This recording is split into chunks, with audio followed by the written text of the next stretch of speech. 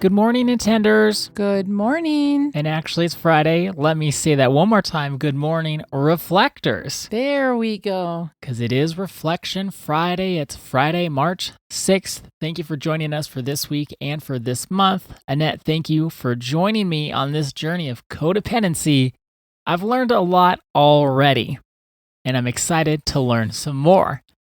I did have a few thoughts about our last few days as we were reflecting, and I decided to go back to the basics, back to the book that started it all, Codependent No More, because I wanted to see the difference, because you opened my eyes.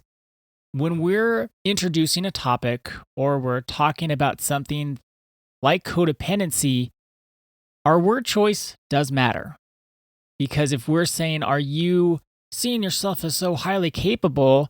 And it's really not about even your opinion of yourself. It's about the compulsion to dive right in, maybe without even thinking. That's what compulsive behavior is.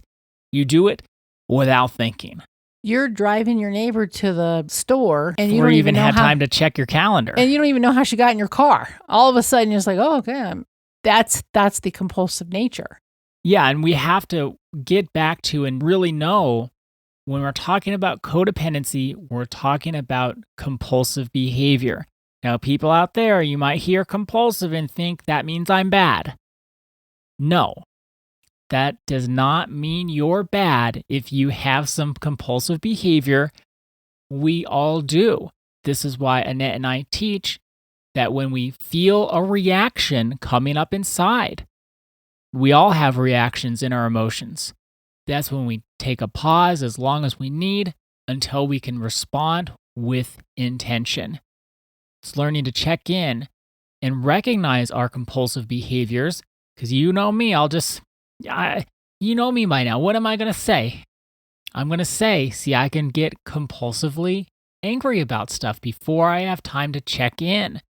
Having a compulsive reaction simply means that you find yourself in the behavior without thinking it through first. Exactly. It's not like you're a bad person. Or that you've done anything you bad. can't change. Right. You can change. Once we go through this book and after however long you and I are going to talk about this, I think we'll all have some tools in our toolbox so that we don't have to do things the old way.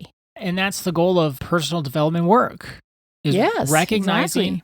where we're at right now, being honest and authentic about that, gaining new insights, learning new knowledge, learning new tools, putting those tools into action, and then putting them into action so much they become the new normal, the new part of us, integrated.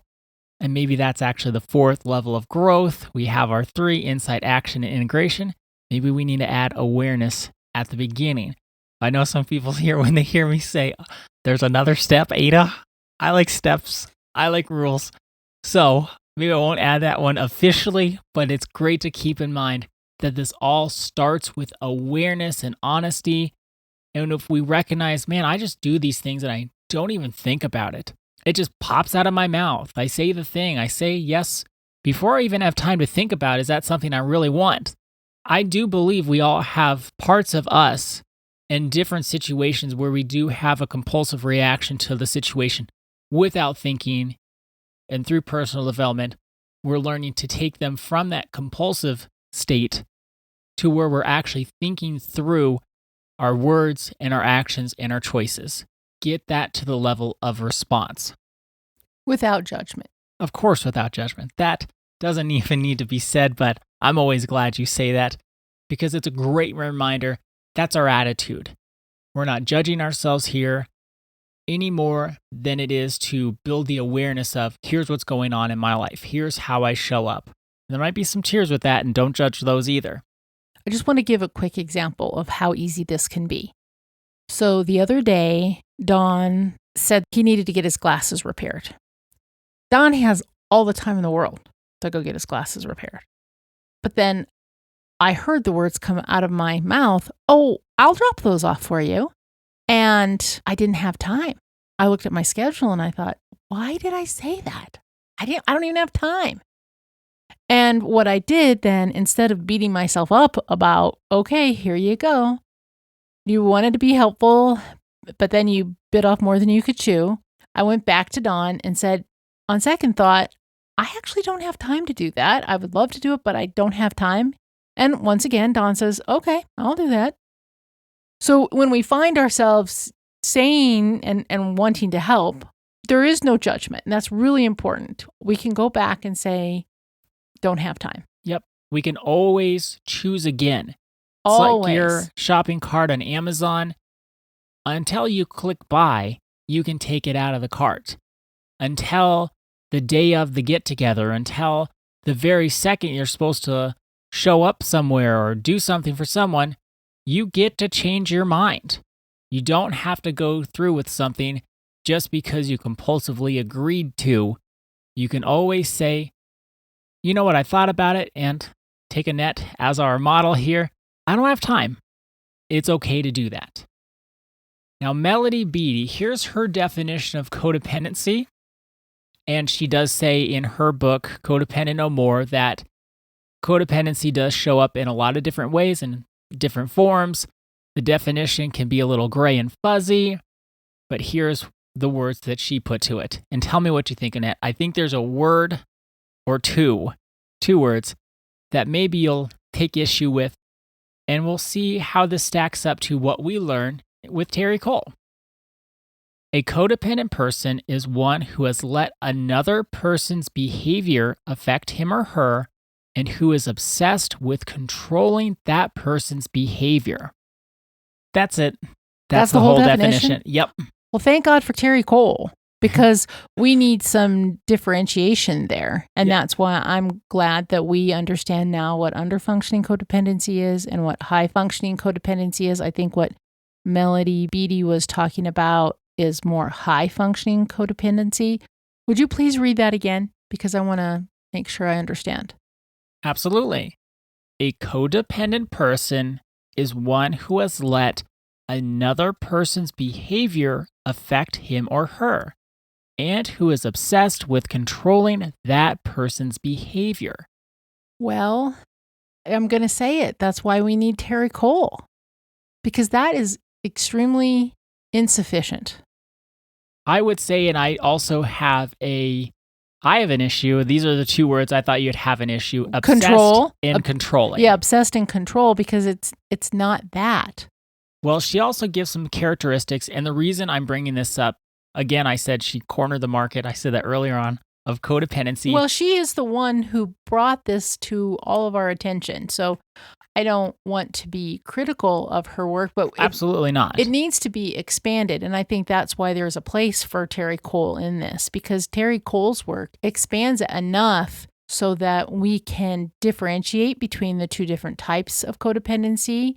And also, hopefully, through our work together and understanding high functioning codependency, you and I will probably throw in a little bit about the underfunctioning occasionally.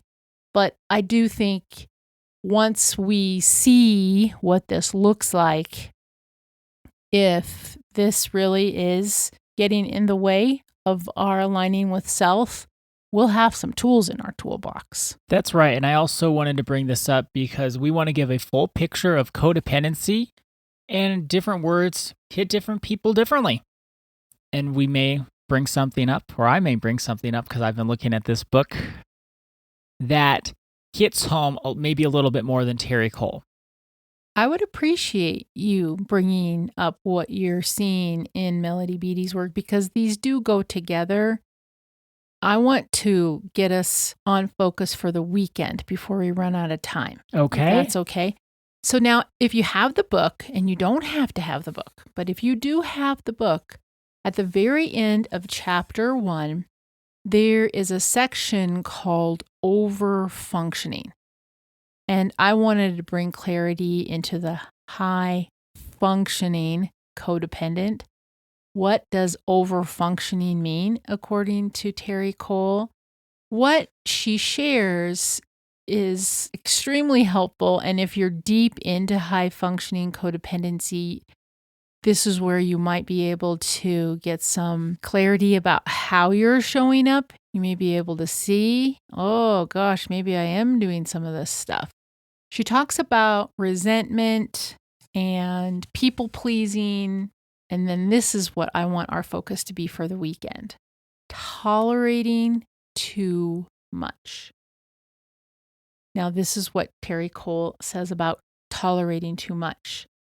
As high-functioning codependents, we are accustomed to a constant outflow of energy, picking up the slack, scanning situations and people to make sure that everything and everyone is okay, handling whatever needs to be handled.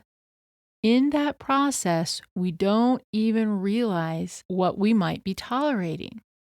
Then she has a list on the next page. It's page 31, if you're following along. And she says, the following are big and small real-life examples from my community, her community, of what people tolerate. I wanted us to bring awareness over the weekend and just maybe watch ourselves tolerate some of these things. Non-stop complaints from immediate family, fake friends, and chronic interrupters. Always being the one to travel to see family. Poor treatment, the silent treatment, gaslighting, and other abusive behavior. Okay, so I'm going to put a neon light on what I just read. Gaslighting and other abusive behavior. So if someone is gaslighting you, that is abusive behavior. Please understand that, because we can give it a pass. Oh, that's just the way they are. Oh, they didn't mean it. Gaslighting is abusive behavior.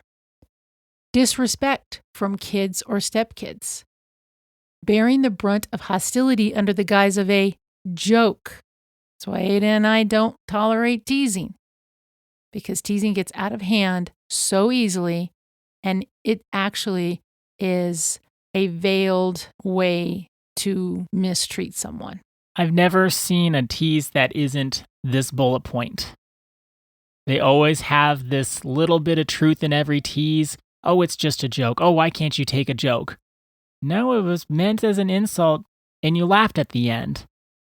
That's not a joke.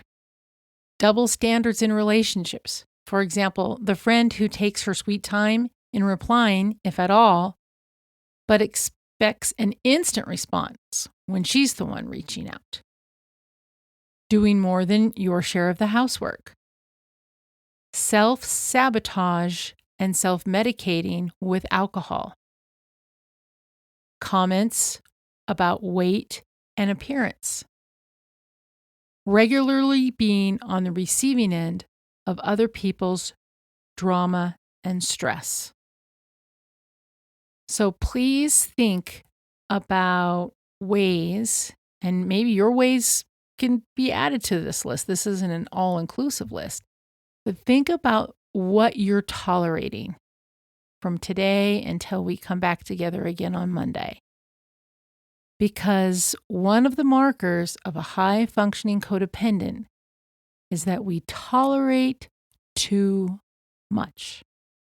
And that'll be our reflection question for today and for the weekend. What am I tolerating too much? What am I tolerating too much? And if you need to go back and listen to Annette's list that she read from the book, please do. Thank you so much for joining us today. Our day is better because you are part of our day. See you Monday. See you then. I'm wanting something more.